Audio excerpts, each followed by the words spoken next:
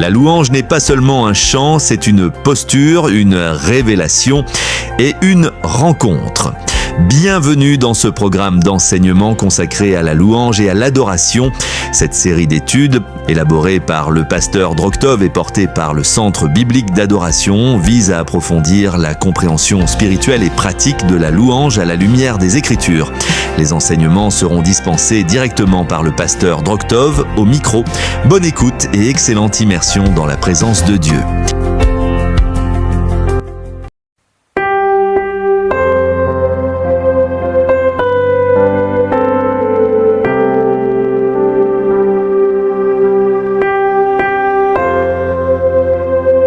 Nous entamons maintenant le troisième point de notre enseignement, la fonction du chantre. Il constitue en quelque sorte la conclusion logique de cette étude, car il découle directement des deux premiers aspects que nous avons déjà examinés, son identité et son éthique. Autrement dit, ce que le chantre fait ne peut être compris correctement qu'à la lumière de ce qu'il est et de la manière dont il vit. Sa fonction n'est pas un rôle isolé sur l'estrade, elle est la conséquence naturelle d'une identité assumée et d'une éthique cohérente. C'est donc à partir de ce socle que nous allons maintenant considérer la manière dont le chantre sert concrètement dans l'assemblée. Avant d'aborder en détail la fonction du chantre dans l'assemblée, il est essentiel de poser un cadre clair. Trop souvent, on parle des responsabilités sans interroger d'abord la compréhension profonde du rôle. Or, une fonction mal comprise conduit inévitablement à une pratique approximative. Ce qui suit n'est pas seulement une analyse théorique, mais un regard lucide sur la réalité du ministère de la louange avec ses dérives possibles et ses exigences spirituelles. C'est à partir de ce fondement que nous pourrons saisir avec justesse la véritable portée de cette mission. Avant même d'exposer la fonction du chantre dans l'assemblée, un constat s'impose. Il existe un décalage profond entre ce que ce ministère représente bibliquement et la manière dont il est souvent vécu aujourd'hui. Non par rébellion, non par légèreté, mais par réduction. Réduction du ministère à une prestation, réduction de la vocation à une performance, réduction du service à un passage au programme. Beaucoup de chantres, et je m'inclus volontairement dans le lot, ont longtemps pensé que leur responsabilité se limitait à être présents aux répétitions et prêts le dimanche. Dans cette logique, tant que les notes sont justes et que le timing est respecté, le travail est considéré comme fait. Avant d'aller plus loin, je dois être honnête. Cette réflexion n'est pas théorique pour moi, elle est autobiographique. Pendant des années, j'ai moi-même fonctionné ainsi.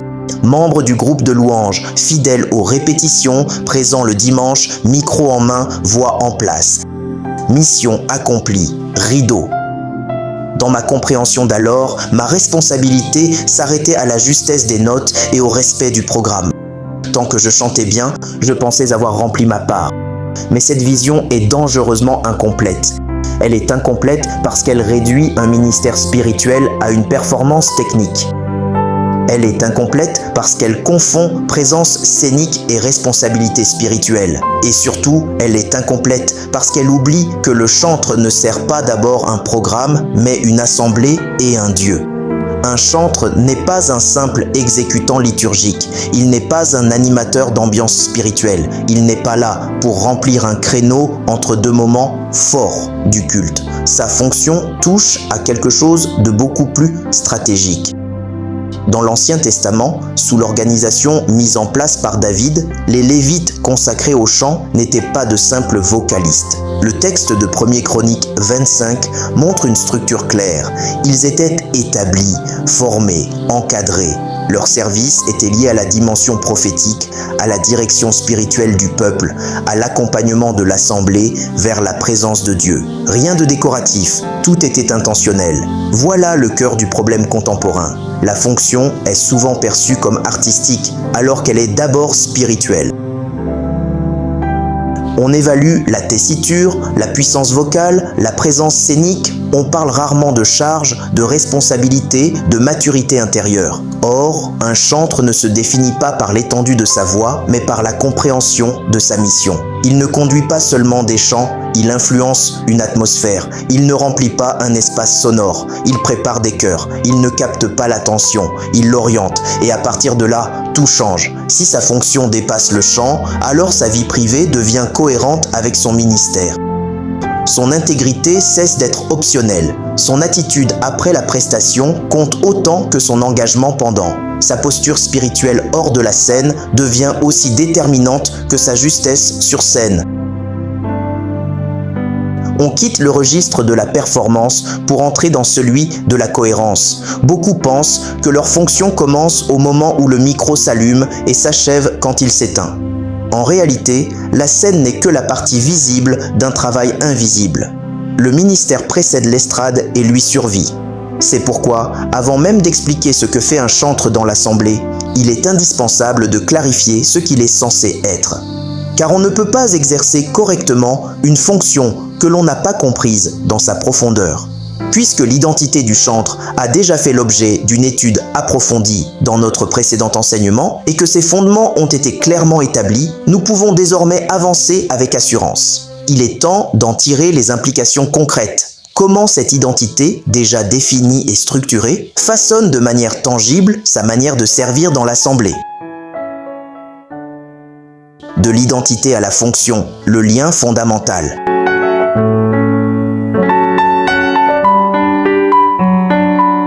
Dans ce point, il y a une logique spirituelle qu'on ne peut pas contourner. L'identité précède toujours la fonction. Ce que le chantre est détermine forcément la manière dont il sert. S'il est véritablement adorateur, il ne chante pas pour être vu, mais pour conduire le peuple vers Dieu. S'il est serviteur, il ne monopolise pas la scène, il crée de l'espace pour que l'assemblée participe. S'il est consacré, sa vie privée ne vient pas contredire son ministère public. Il ne met pas un costume spirituel le dimanche pour le ranger au placard dès le lundi matin. Et s'il se comprend comme un instrument, alors il accepte d'être dirigé par le pasteur, par l'équipe et surtout par l'esprit. En réalité, la fonction ne fait que révéler l'identité. Si l'identité est saine, la fonction sera juste. Si l'identité est floue, la fonction deviendra vite un terrain d'ego. Voilà pourquoi on ne commence jamais par ce que le chantre fait, mais par ce qu'il est. Abordons donc la fonction du chantre à travers 4 axes fondamentaux.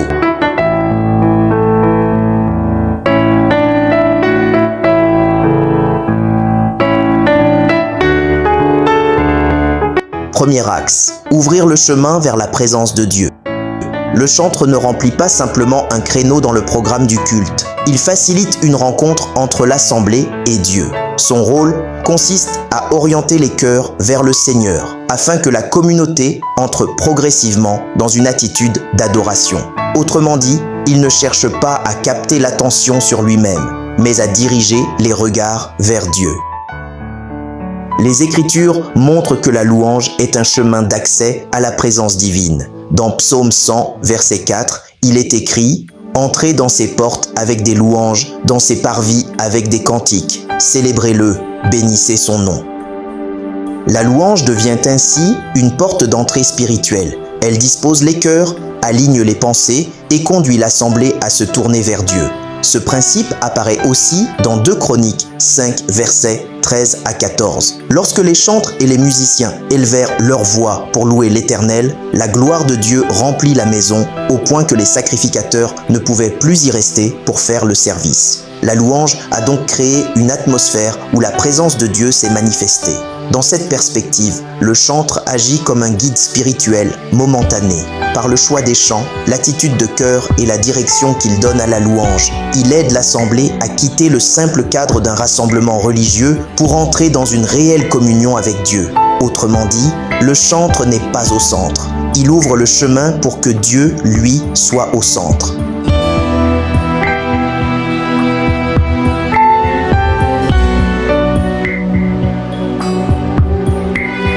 Deuxième axe, donner une direction spirituelle. Le chantre ne se limite pas à enchaîner des chants les uns après les autres. Sa mission est de discerner la direction spirituelle du moment afin de conduire l'assemblée dans une progression harmonieuse vers la présence de Dieu. Par la sensibilité à l'esprit et par le choix des chants, il accompagne le peuple dans une dynamique spirituelle cohérente. Parfois vers la reconnaissance, parfois vers la repentance, parfois vers la célébration ou l'adoration profonde. De manière pratique, cette direction spirituelle se manifeste d'abord dans la préparation. Un chantre qui cherche à orienter l'assemblée prend le temps de prier et de réfléchir à la cohérence des chants qu'il propose. Il ne choisit pas simplement des chants populaires, mais des chants qui racontent une progression spirituelle. Par exemple, commencer par des chants qui exaltent Dieu et rassemblent l'assemblée, puis conduire progressivement vers des chants plus profonds d'adoration ou de consécration. Elle se manifeste aussi dans la manière d'enchaîner les chants. Un chantre attentif évite les ruptures brusques qui dispersent l'assemblée.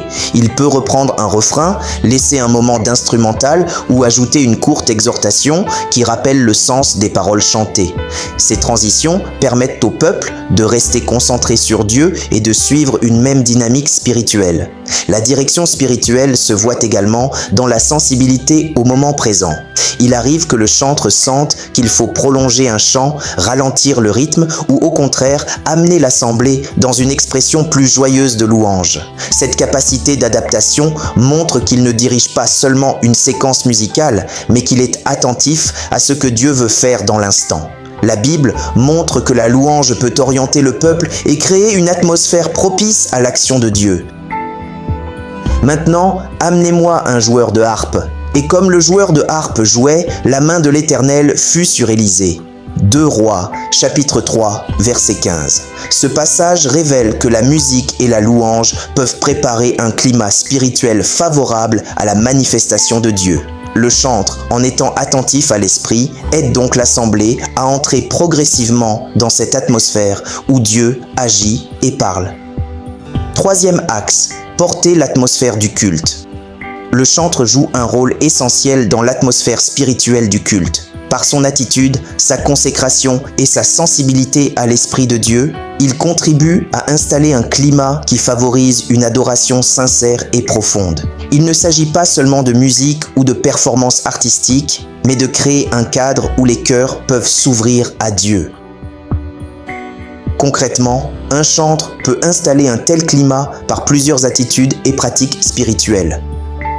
D'abord, par sa propre attitude d'adoration. Lorsqu'il chante avec un cœur réellement tourné vers Dieu, sans chercher à impressionner l'assemblée, il communique une authenticité qui encourage le peuple à entrer lui aussi dans une louange sincère. L'assemblée perçoit rapidement si la louange est vécue ou simplement exécutée. Ensuite, par le choix et l'enchaînement des chants. Un chantre sensible à l'esprit veille à conduire l'assemblée dans une progression. Commencer parfois par des chants de célébration, puis amener progressivement vers des chants plus profonds d'adoration ou de consécration. Cette progression aide les cœurs à se détacher des préoccupations extérieures pour se concentrer sur Dieu. Il peut également installer cette atmosphère par des moments de simplicité et de recueillement. Laisser parfois un espace de silence, reprendre un refrain avec douceur ou inviter l'assemblée à se concentrer sur les paroles chantées. Ces moments permettent au peuple de ne pas rester spectateur, mais de devenir véritablement participant dans l'adoration.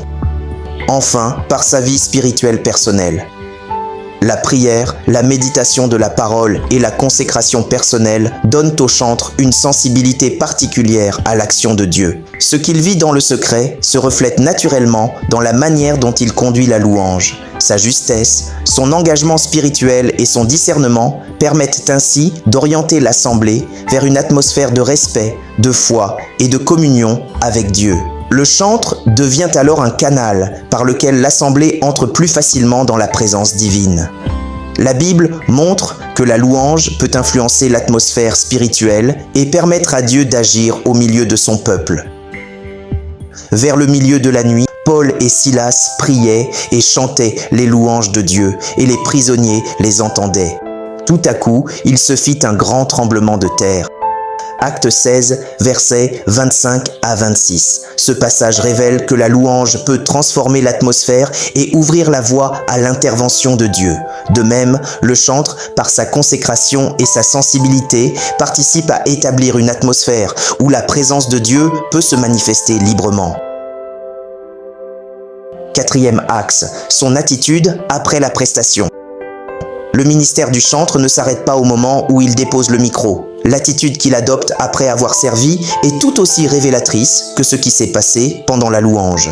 Un véritable chantre comprend que la louange n'est pas une performance destinée à recevoir des applaudissements, mais un service rendu à Dieu et à l'assemblée. Ainsi, après avoir conduit le peuple dans l'adoration, il demeure dans une posture d'humilité, de reconnaissance et de recueillement. Il ne cherche pas la gloire des hommes, mais laisse toute la place à Dieu.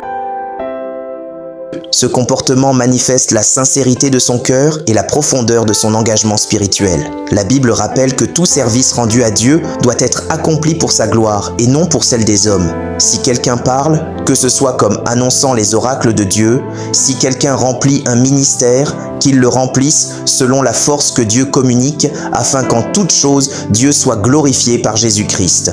1 Pierre 4, verset 11. Ainsi, l'attitude du chantre après la prestation confirme que son ministère est avant tout un acte de service et d'adoration où toute la gloire revient à Dieu. Voilà le cadre. 4 piliers. Et chacun d'eux révèle que la fonction du chantre dépasse largement le simple fait de chanter. Conclusion.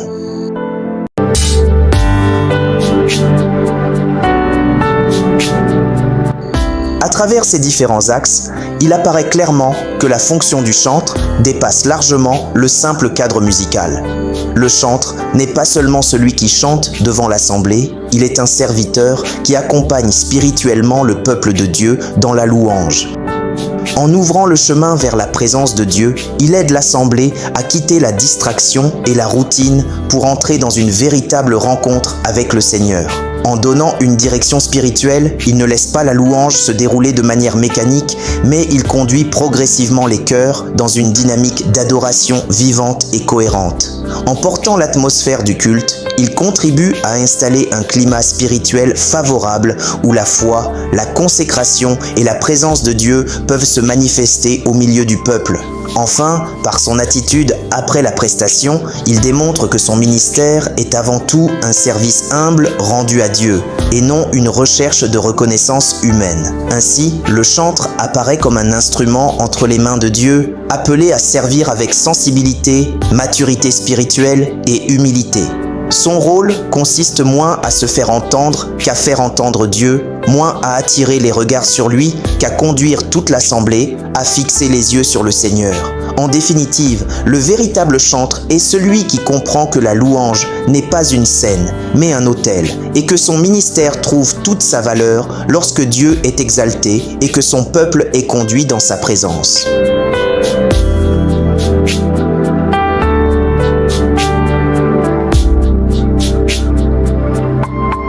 Conclusion générale, le chantre, son éthique et sa fonction. Au terme de cet enseignement sur le chantre, son éthique et sa fonction, nous comprenons que le ministère du chant ne se résume pas à chanter juste, à maîtriser une scène ou à conduire quelques chants pendant un culte.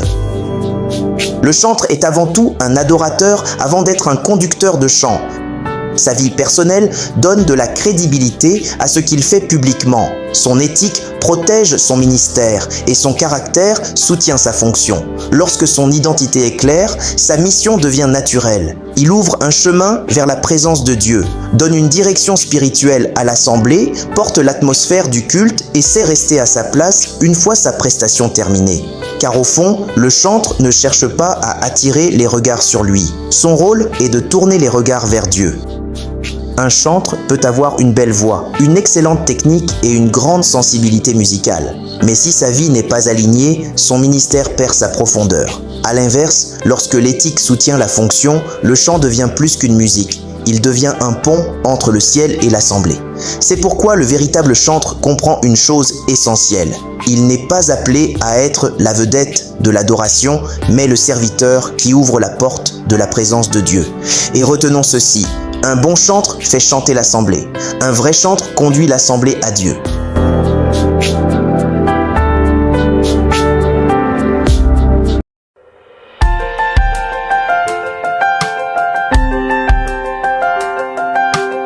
Nous vous remercions d'avoir suivi cet enseignement conçu et réalisé par le Centre biblique d'adoration. Que ces vérités continuent de porter du fruit dans votre marche avec Dieu. Nous vous donnons rendez-vous très bientôt pour la prochaine session d'enseignement. Que le Seigneur vous bénisse